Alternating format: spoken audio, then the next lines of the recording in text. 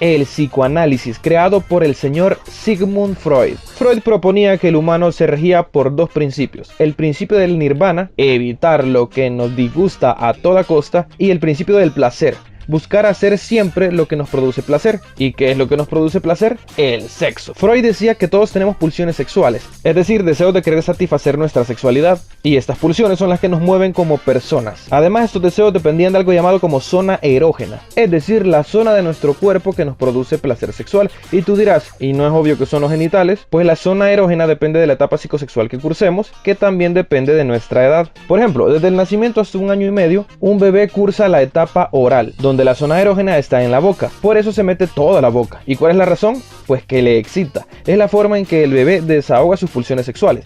Ya sé, está perturbador, pero se pone peor. Hay una etapa llamada fálica de los 3 a los 6 años, donde el niño se sentirá atraído por su progenitor de diferente sexo. ¿Nunca habían escuchado hablar del complejo de Edipo? Ahora les explico, ¿están listos? Bien, en el caso del niño empezará a experimentar placer en su pene, pero sentirá pena, vergüenza y culpa, y hasta miedo de que lo descubran y de castigo lo castren. De hecho, cuando se entere que su mamá no tiene pene será peor, porque creerá que ya la castraron y se sentirá mal por ella, al punto de empatizarle y sentirse atraído por ella. También sentirá enojo por compartirla con su padre, y encima creerá que el padre ya sabe todo esto y tarde o temprano en venganza lo va a castrar a él. Mientras que en la niña, que se llama complejo de Electra, al ver que su padre tiene pene y ella no, creerá que la castraron, sintiendo ira y desprecio por su madre porque tampoco tiene pene, viéndola de manera inferior.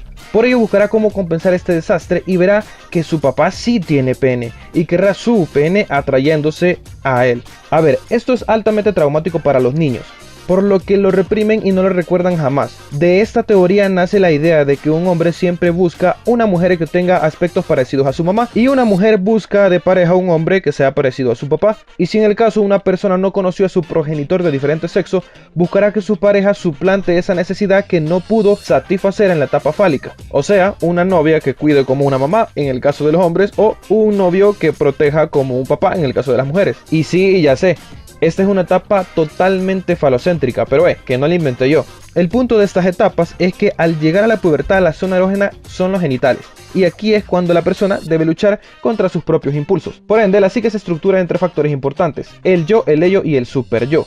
Para ponerlo fácil, es como el diablito y el angelito en los hombros. El ello es el diablito, el super yo el angelito, y el yo va a tener que buscar satisfacer a los dos. Por cierto, esto no quiere decir de que el ello sea malo, es simplemente un ejemplo bastante bueno. El ello lo que quiere es satisfacer las pulsiones básicas del organismo, mientras que el super yo guiarse por la ética social. Cada uno expulsará una energía llamada líbido, que hará una presión a diferentes lados, que producirá angustia en el yo, al punto de que tarde o temprano deberá satisfacer a cualquiera de las dos energías, y como los dos son importantes, deberá haber un equilibrio. Mirándolo con un ejemplo práctico, digamos que quieres ir a la playa, pero tienes tarea. La playa la quiere el ello, buscando desestresarse y pasarla bien. La tarea la quiere el super yo, pues sabe que hay que cumplir las tareas debidas y que si no se hacen va a producir eventos estresantes más adelante.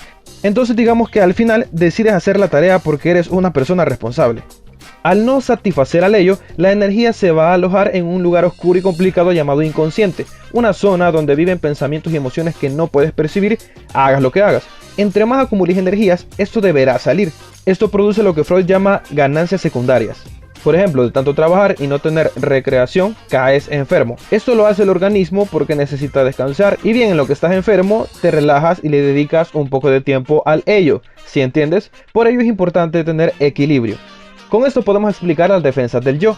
No ir a la playa puede ser frustrante, por lo que el yo se va a defender. Un ejemplo es la defensa llamada represión. Reprimes el deseo y lo mandas al inconsciente. Y hay más defensas que son muy interesantes y que todos las tenemos. Veamos las más conocidas. Por ejemplo, la negación, ejemplificada cuando una mujer pierde a su esposo y sigue sirviendo plato en la mesa como si él lo fuera a comer. Al negar la realidad, tira sus emociones al inconsciente. Otra defensa conocida es la proyección. La gente se proyecta atribuyendo sus rasgos de personalidad que cree que son malos y los pone en otro. Por ejemplo, un esposo infiel desconfía de su mujer creyendo que ella también le es infiel, proyectándose en ella.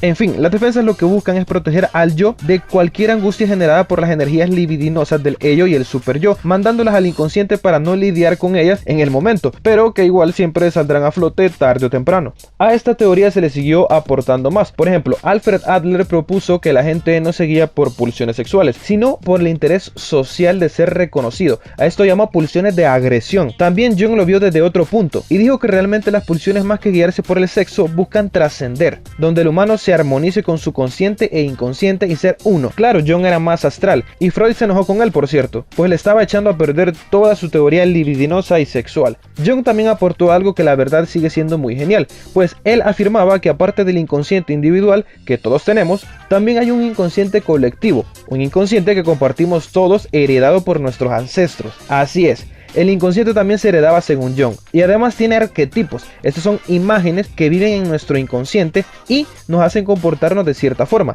Vamos a mencionar algunas que son geniales. Por ejemplo, el arquetipo de Animus y Anima, que menciona que nadie es 100% masculino o femenino. Los hombres tienen parte femenina adentro y viceversa. Lo que pasa es que el sexo reprime estas imágenes para que solo prevalezca la del sexo de nacimiento, pero tener parte tanto femenina como masculina nos hace ser completos. También el arquetipo de la sombra. Todos tenemos una parte oscura que nos desagrada de nosotros mismos, y Jung dice que usualmente proyectamos nuestra sombra a las personas que creemos que tienen esas características que nosotros odiamos de nosotros mismos. Por eso te puede caer mal a alguien con solo verlo. Y el último que veremos es el arquetipo de la persona, donde por persona nos referimos a la máscara de nuestra personalidad, ya que todos tenemos un yo público y un yo privado que no le mostramos a los demás. En fin, el psicoanálisis es una obra de arte que incluso llegó a proponer tipos de personalidades que, si bien no se utilizan como las propuso Jung, sí se utilizan con su terminología. Por ejemplo, la extroversión y la introversión. Al final, el psicoanálisis, como bien lo dice su nombre, analiza a sus pacientes explorando lo más profundo de su inconsciente para entender por qué son así y ayudándolos según el problema por el que se hayan presentado. Otra cosa muy importante que debemos saber es que el yo es nuestra estructura de la personalidad que acaba después de la adolescencia, formado 30% por nuestro temperamento heredado y 70% por nuestra conducta aprendida. Sin embargo, desde el nacimiento hasta los 5 años, el yo apenas está creándose, por lo cual esas edades tienen una vulnerabilidad extrema. Si escuchas que alguien diga una tontería como si abusas de un niño de 1 año no pasa nada porque ni se va a acordar, si pasa eso, el niño ni siquiera podrá procesar la acción que acaba de pasar, porque su mente no es capaz, por lo que su yo puede ser afectado en gran medida. Eso también incluye cuando existen maltratos al niño. Por ello, estar expuestos a altos niveles de estrés a esa corta edad producirá personalidades adultas como psicópatas, sociópatas, etc. Exacto, todo viene desde la niñez. Por eso un niño debe cuidarse en gran medida y recibir amor incondicional. Bien, hemos hablado del psicoanálisis.